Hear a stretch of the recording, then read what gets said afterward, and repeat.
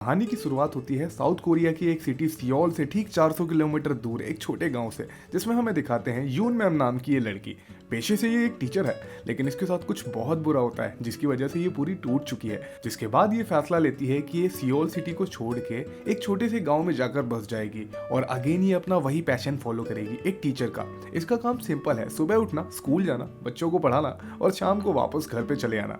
पहले ये बहुत हंसती खेलती और बातें करती थी, सभी टीचर्स इसको सियोल में पसंद करते थे, लेकिन सिर्फ एक छोटी सी गलतफहमी की वजह से बेचारी की जिंदगी खराब हो। आज इस गांव में यून मैम का पहला दिन है और वो अपने आप से ये कसम खाती है, ना मुस्कुराना है, ना ज्यादा बोलना है, बस चुपचाप स्टूडेंट्स को पढ़ाना है और वापस घर चले जाना है। जहां हमें फ्रेम में दिखाते हैं सन हांग ह्यूल नाम का एक स्टूडेंट जो कि बहुत इंटेलिजेंट है और सारे टीचर्स इसको बहुत पसंद करते। तभी प्रिंसिपल स्टाफ रूम में आकर बताते हैं कि गांव में अचानक रेड अलर्ट हुआ है क्योंकि बहुत सारी बर्फबारी की संभावना है। अचानक बर्फबारी शुरू भी हो जाती है, सारे टीचर शीशे से बाहर झांकने लगते हैं, लेकिन तभी हमें दिखाया जाता है संजय ग्यू नाम का ये बदमाश टाइप बंदा। वैसे तो संजय ग्यू को लेके बहुत सारी गलतफहमियां, लोग इसे एक बदमाश, मवाली और गुंडा समझते हैं और पूरा स्कूल इससे डरता है। और संजय ग्यू और कोई नहीं, सन हांग ग्यूल का मामा है, वही बच्चा जो स्कूल का सबसे ब्रिलियंट बच्चा है। संजय ग्यू अंदर आते ही तोड़फोड़ मचाने लगता है और यून मैम तो उसकी बॉडी देख के लट्टू ही हो जाती है। दरअसल संजय ग्यू बहुत गुस्से में था क्योंकि सन हैंग ग्यूल जो उसका भांजा था, उसको इस स्कूल के प्रिंसिपल ने एक मेडल देने से मना कर दिया था,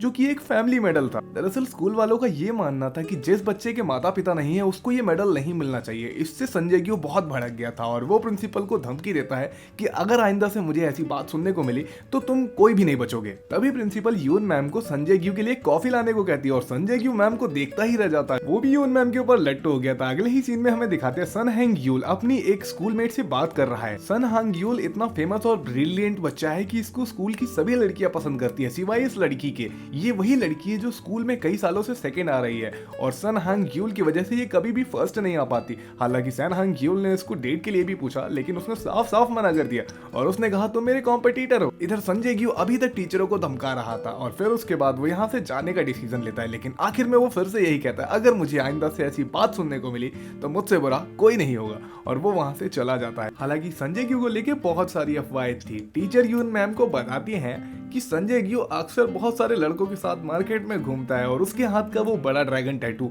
दूर से ही लोग उसको देखकर भागने लग जाते हैं। वो हर समय सिर्फ मारपीट करता है, वसूली करता है। तभी वहां वो छुपे हुए प्रिंसिपल अपना किस्सा सुनाते हैं कि कैसे एक बार उन्होंने संजय ग्यू को खुदाई करते हुए देखा था, वो किसी की लाश को दफना रहा था। हालांकि आगे चल के संजय ग्यू के बारे में ऐसी बातें पता लगती है जिससे मानो उससे प्यार हो जाए। तभी हम देखते हैं सन हांग ग्यूल अचानक स्टाफ रूम में आता है और सभी तोड़फोड़ के लिए माफी मांगता है और वो कहता है कि मैं ये सब चीजें साफ कर दूंगा, लेकिन कोई भी टीचर उससे गुस्सा नहीं था क्योंकि वो इस स्कूल का ब्रिलियंट बच्चा था और उसके मामा से भी सारे टीचर्स डरते थे, इसलिए उन्होंने उसको कुछ नहीं बोला। इधर हम देखते हैं यून मैम वापस अपने घर की तरफ जाने लग जाती है। वो शाम होते ही अपने घर के अंदर घुसती है जहां पर उनकी की काम नहीं कर रही होती है। वो एक्चुअली यहाँ पर रेंट पर रहती है और उन्होंने गुस्से में आकर अपनी चाबी फेंक दी। वो वॉकिंग कर ही रही थी, तभी उन्हें संजय ग्यू देखता है। अंधेरी रात में खतरनाक स्माइल के साथ अकेला वॉक करता हुआ और उसके हाथ में एक बहुत बड़ी चाकू जैसी चीज थी, जिसको देखकर यून मैम काफी ज्यादा घबरा जाती है और वो वहां से बहुत जोर जोर से भागने लग जाती है। उन्हें ये लगता है कहीं ये बदमाश इन्हें मारने तो नहीं आया। हालांकि संजय ग्यू उनका बहुत देर तक पीछा करता है और उस दौरान उसका फोन और टोपी भी गिर जाती है, लेकिन वो भागते भागते यून मैम के सामने पहुंचता है। जब सारी कंफ्यूजन क्लियर होती है, वो बताता है कि आप मेरे से भाग क्यों रहे हो, ये तो एक मीट टिक्का है। दरअसल मीट टिक्का एक सीख पे लगे बहुत सारे चिकन के पीस होते हैं जो कि फॉइल पेपर से लिपटे होते हैं। दूर से देखने में ऐसा लगता है कि एक बहुत बड़ी चाकू है।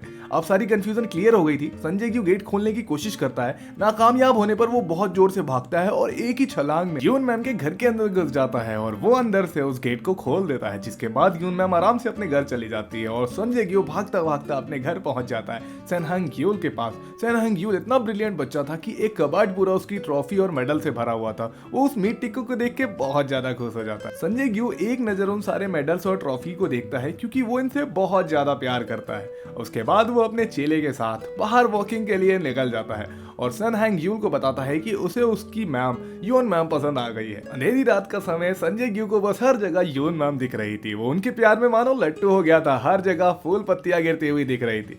संजय ग्यू का चेला भी इस चीज से काफी ज्यादा खुश था क्योंकि ये पहली बार था जब संजय ग्यू को कोई लड़की पसंद आई है। अगला दिन शुरू होता है। आज वो दिन है जब रिजल्ट आने वाला है। अगेन इस लड़की को सेकंड मार्क्स मिले हैं और अब इसने मान लिया है जब तक सन हैंग ग्यूल इस स्कूल में है तब तक ये कभी भी फर्स्ट नहीं आ सकती है। ये इस चीज को देखकर काफी ज्यादा दुखी हो जाती है। इधर सन हैंग ग्यूल भी अपना दिल इस लड़की को दे बैठा है। सभी बच्चों के रिजल्ट आ गए थे। अब समय था पीटीएम का। स्टाफ रूम में अफरा तफरी मची है क्योंकि सन हैंग ग्यूल की क्लास टीचर यून मैम है, जिसका मतलब उन्हें संजय ग्यू को दोबारा फेस करना पड़ेगा। जिसके बाद यून मैम वहां बैठे सभी टीचरों को कल रात के हुए उस किस्से के बारे में बताती है। जिसके बाद ये टीचर अपने हाथ का वो निशान दिखाते हुए बताते हैं कि एक बार कैसे संजय ग्यू ने उनके हाथ में ये चोट मारी थी। वहीं ये मैम बताती है कि हर समय संजय ग्यू कुछ लड़कों के साथ वसूली करने के लिए घूमता रहता, लेकिन असल माजरा तो कुछ और ही था। सभी क्लास टीचरों ने हाथ खड़े कर दिए थे। जिसके बाद अब आखिर में बची थी यून मैम। यून मैम संजय ग्यू के पास कॉल करती है और उसे पेरेंट्स मीटिंग के लिए बुलाती है। संजय ग्यू तकरीबन 20 लड़कों के साथ में एक दुकान में नूडल्स खाने गया था और वो मैम से पूछता है कि क्या मुझे मीटिंग पर अभी आना है।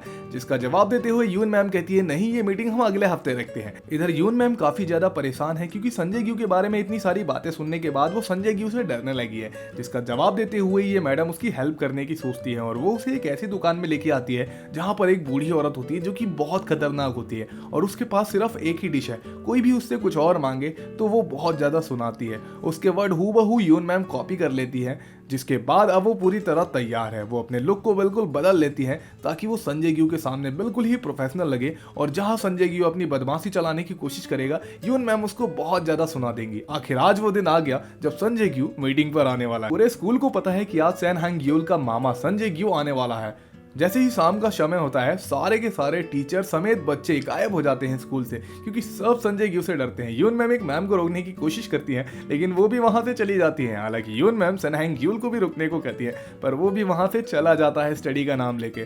यून मैम काफी ज्यादा घबराई हुई है। तभी हम देखते हैं संजय ग्यू एक बहुत बड़े गमले के साथ स्कूल के अंदर एंट्री करता है जो कि लगभग एक इंसान के जितना था। तभी हमें इस कोरियन ड्रामा का दूसरा पहलू दिखाया जाता है जहां पर यूजिन नाम का ये वकील, एक बहुत ही ईमानदार और रेप्यूटेटेड वकील, अचानक से इसका फ्लैशबैक दिखाया जाता है कि कैसे ये पहले एक बहुत ही कमजोर स्टूडेंट था। लोग आकर इसको पीट कर जाया करते थे लेकिन अब ये इतनी अच्छी रेप्यूटेशन बना चुका है कि अब ये किसी को भी चाहे जो मर्जी कर सकता है। हालांकि इसका सीधा कनेक्शन संजय ग्यू से है जो कि एक बहुत बड़ा सस्पेंस है जो कि तुम्हें आगे चलकर पता लगेगा। दोबारा से कैमरा संजय ग्यू और यून मैम की तरफ जाता है। यहाँ पर संजय ग्यू इतना बड़ा गमला लेकर आया था एज अ गिफ्ट यून मैम के लिए, जिसका शुक्रिया करते हुए यून मैम संजय ग्यू को बैठने को कहती है और वो एक एक करके सन हैंग ग्यूल के बारे में चीजें बताना शुरू करती है। वो सन हैंग ग्यूल के बारे में सिर्फ तारीफें करती रहती है और इस चीज का पता संजय ग्यू को भी है क्योंकि सन हैंग ग्यूल एक ब्रिलियंट बच्चा है। मीटिंग के दौरान बातें चली रही होती है जिसके बाद यून मैम की नजर संजय ग्यू पर पड़ती है और ये दोनों एक दूसरे को देखते ही रह जाते हैं। क्या यून मैम को बदमाश संजय ग्यू से प्यार हो जाता है? इसी सस्पेंस के साथ एपिसोड 1 की क्यूट एंडिंग हो जाती है।